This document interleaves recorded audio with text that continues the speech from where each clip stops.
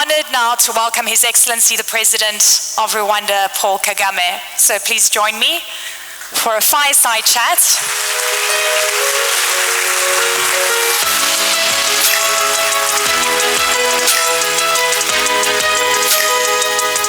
Mr. President, an honor.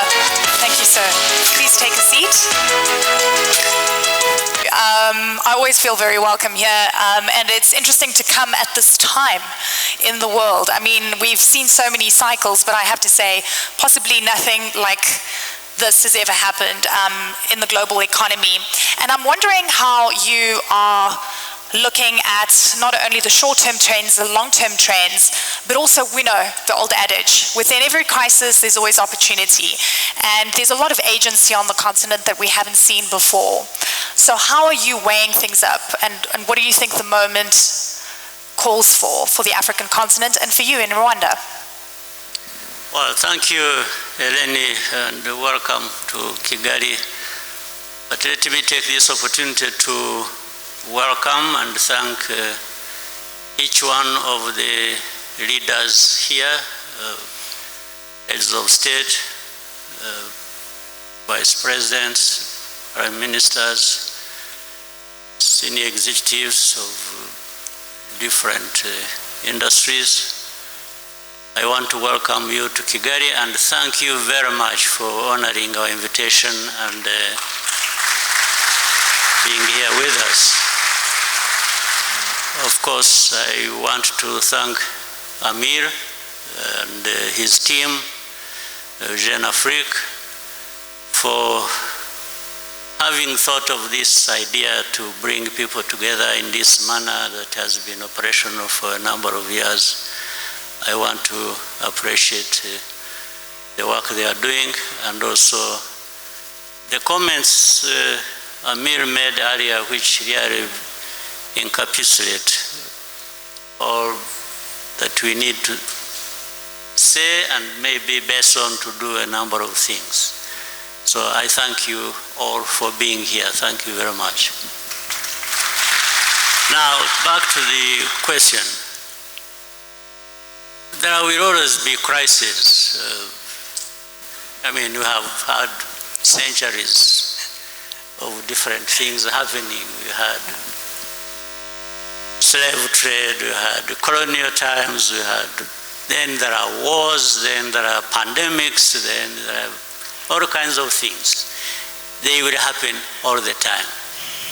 We just, it's a matter of time, and there are these cycles that, so we are in a different cycle now that is driven geopolitically, and we have to contend with that.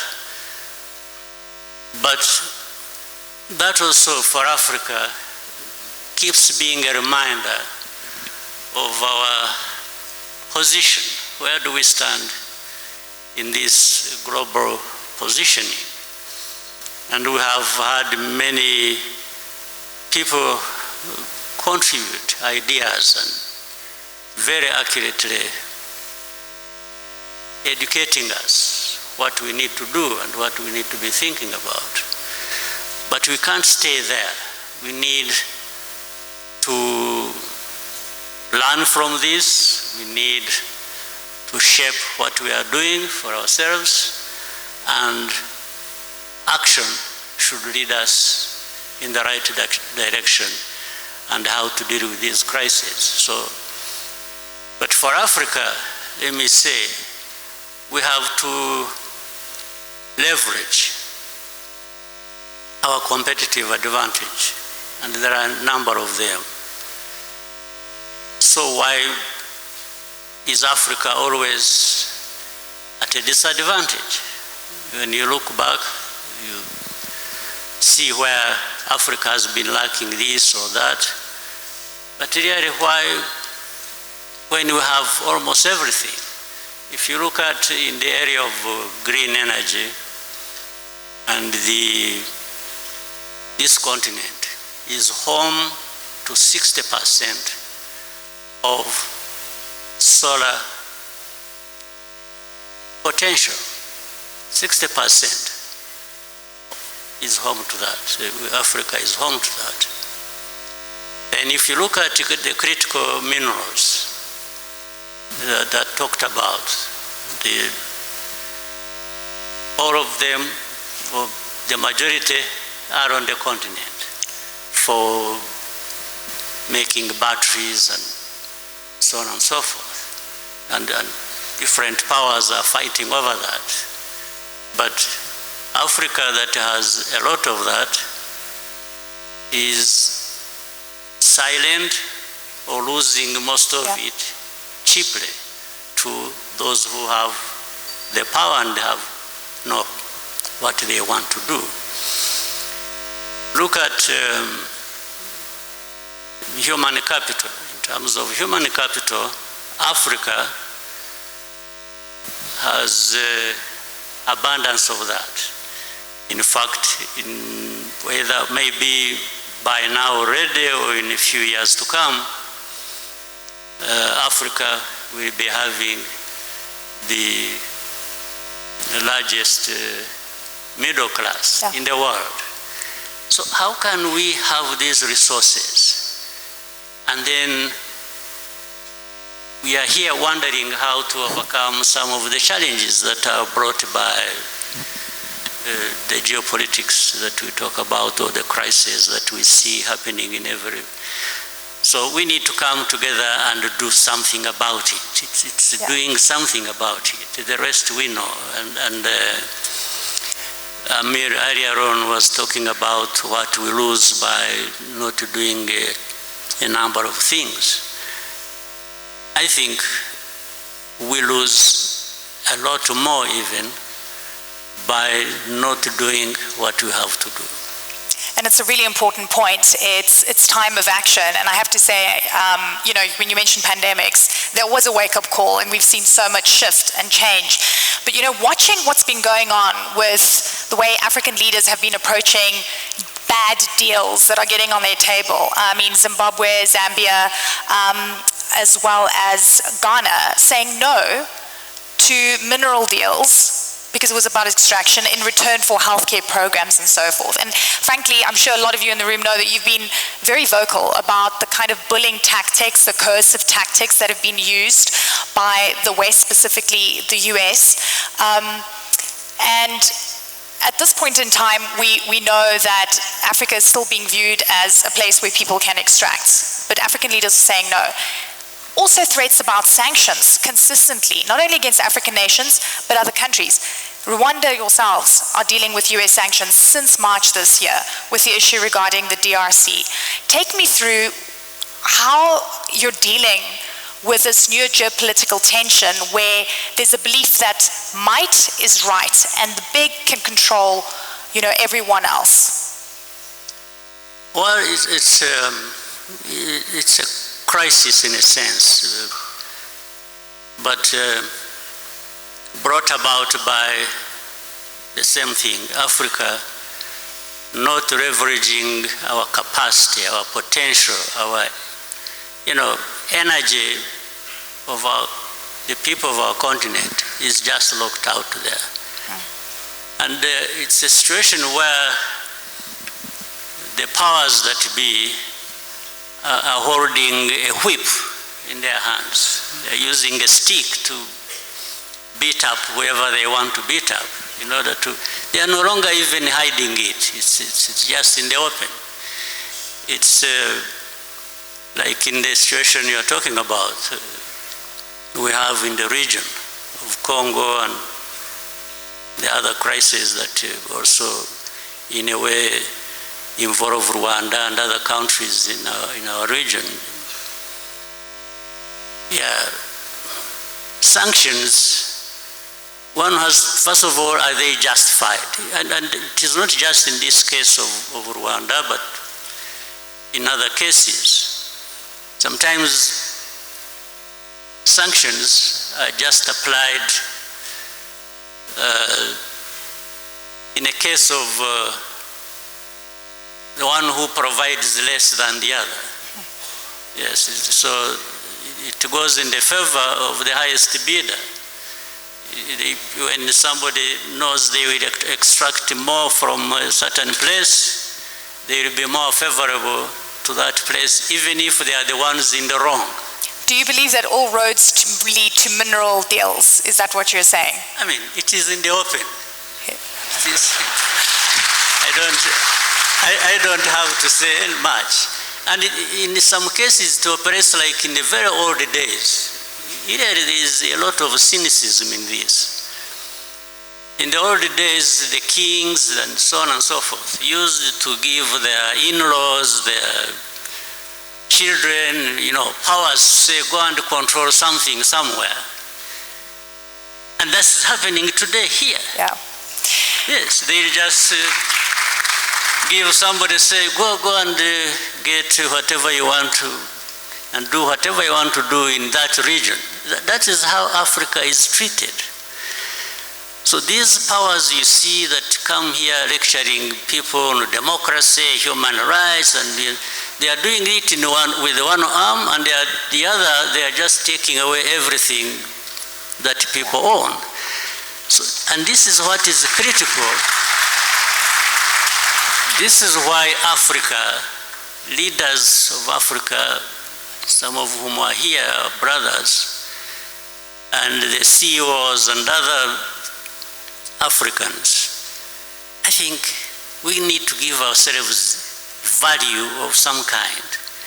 We can't just be people who are waiting to be ripped off by somebody who is shrewd enough and has the power to come. No, we must be able to say no. And we've seen those no's. We've seen some of those. I mean, do you believe, sanctions are used, a coercive method to get countries to capitulate. Are you going to capitulate? I never capitulated in a war situation. This is not a bad situation as such. Well, it hurts, absolutely. Yeah. And that's what it is meant to do. It is meant, sanctions or different measures are meant to hurt people. So in a way we are hurt. But I think we would be hurt more by not doing what we are doing. So it's always, you make a calculation. Yes. So, and it is not so difficult to say no. In fact, it costs more to say yes to the wrong thing. Yeah. So we are here, but all these things come to pass in one form or another. Even those who have been given the gift of messing us up, one day they will not live long enough to see the gains from exploiting people or doing unjust things. So I think each one of us, countries in Africa, and mainly and most importantly together, there is a lot we can do to raise Africa, to raise ourselves to the level where it should be, and don't mind about these powers that think they own the world and the heaven and everything else. And I hear you loud and clear on the hypocrisy and the contradiction in terms of where international law applies to some when it suits and it's broken in other cases. We've seen so much of this. In a world where we're seeing the unraveling of the global world order as we know it, institutions are being challenged, they're being broken down. What is Africa's role, do you think, in this new world? Because it feels like it's never going to be the same again. My view is that these pressures that we get from the rest of the world, Africa, I think, is being reminded to wake up.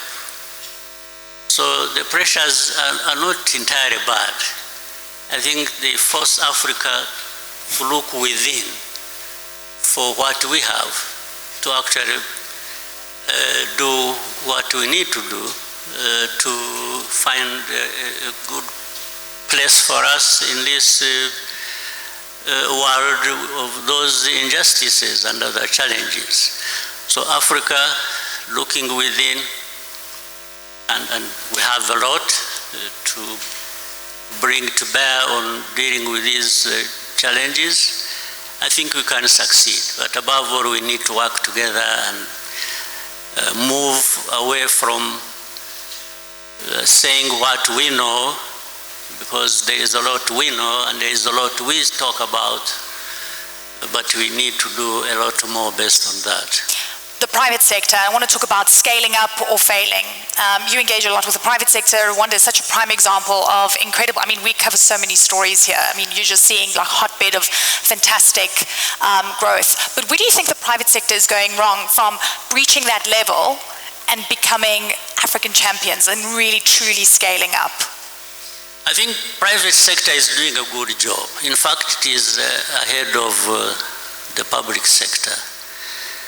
But we could be served much better by finding a way to bring close private sector and the public sector and benefiting each other as one, because that's what we are actually one when you look at the needs of the continent. And so I want to thank the private sector. The private sector, they are actually, to some level, hustlers. They are able to go through some of the barriers that are created by the public sector. Yeah. But if those barriers were not there, the private sector would be far ahead of where they are, and along with that, the continent also would be ahead of where we are. So my call to all of us is for they are coming together, the private sector, the ways of how they could conduct business, I think, have been very elaborately put by Amir in the presentation you had with him earlier. And those of us in the public sector need to fine-tune our responsibilities towards allowing the private sector to be the engine that they are and should be, and all of us would benefit. I think His Excellency just gave all of you a compliment. He called you hustlers. He says you're doing things better than the pipe. Yes, give yourselves a round of applause. Mr. President, you're so, so encouraging always. I've got one other question, and I want to talk about, when I wake up in the morning and I have to check, can you believe social media to get an understanding of what leaders are thinking? And a lot of the time, it lacks decorum, it's shocking. You guys know who I'm talking about, right? Yeah, I don't have to say it. What do you think of the way global leaders, the strongest leaders on this planet, are speaking right now? I'm sure do you wake up and check what people are saying? On social media?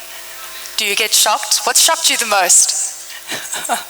There's a lot. I have become immunized to shocks. But social media is very interesting. It brings equality in some sense of presentation of ideas and feelings, and it has really, media has been democratized. I think it is important. Everyone can express themselves and they will be heard. If you are wrong, there will be somebody to tell you, you say, no, that's not right. And when it is right, then people will say, wait a minute, I think there is a point here that we should be thinking about. So it has been so open that we have gone beyond having this narrow sense of being guided into things without sometimes thinking, or we are conditioned to believing even what is not right just because it has been said by somebody in the media. So it has sort of opened up space for everybody. So some of us also follow, and it's up to any individual to scan and try and make a sense of what you've heard, you are seeing, and it is a good way. You receive criticism, you receive advice, and so it remains the responsibility of any individual to decide how they build on that and benefit. You didn't answer my question about the shock factor. Are you shocked by some of the things you see? I'm not. I said I've been immunized. Immunized. I'm not shocked about it. I understand where the world we live in. Yeah, it's changed, right? It's completely different. Yeah, for the 30-something years of my life, in the last 30 years, if you look at, I think, we come to understand there will be things that would otherwise be shocking, but they don't shock because we have been there. That's true. Mr. President, final word. What do you want people to walk away with from this forum as we say goodbye? Well, always it's a good opportunity, but I want people to know that each one of the people in this room and beyond have something to contribute and to benefit from, benefit each other, and the continent has a lot that is not being put to good use, and it is up to us. It's not people from anywhere else to be able to raise ourselves to that level where we should be. Ladies and gentlemen, please help me thank President of Rwanda, Paul Kagame. What an honor to speak to you, sir. Thank you so much. Thank you very much. Thank you. Thank you. Thank you so much. Always inspirational, always insightful.